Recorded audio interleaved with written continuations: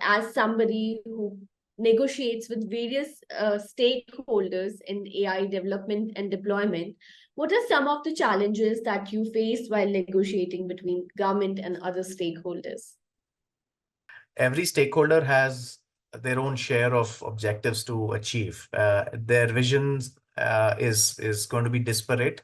So government, thinks in a particular way. Of course, their objective is to grow the economy, grow the nature of employment that is there in the state or in the country. And then industry is looking obviously for profit, so they're trying to make more top line, bottom line impact for their own organization. Startups are also doing the same in their own scale. Investors looking to achieve a greater return of investment, for the investments they're going to be putting into startups. Academia has, the objectives of pushing out the right kind of talent out, at the same time cultivating a high quality research environment that promotes more technological evolution to happen. So as you're seeing across each stakeholder constituent, the objectives are very, very different. And it's important that these different objectives are understood well and are brought together. Now, obviously, how do we look at what industry is trying to do, what startups are trying to do, or what academia is trying to do in terms of the larger objective of what government is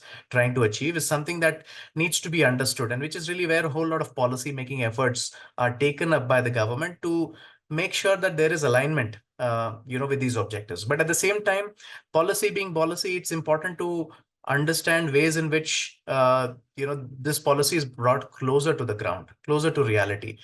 There are efforts that need to be taken up, by the state government. But again, how and again, obviously, the challenges are varying kinds, right? And it's important to understand how technology can be that, that leveler, bringing together various stakeholder components or constituents, all getting aligned to the shared vision. Like in the case of forests, the objective was, how do we monitor species in Telangana's forests?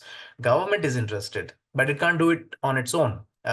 Startup has a solution, but it can't do anything on its own. Industry is willing to support and enable more and more of such CSR deployments, but all of these have to be brought together.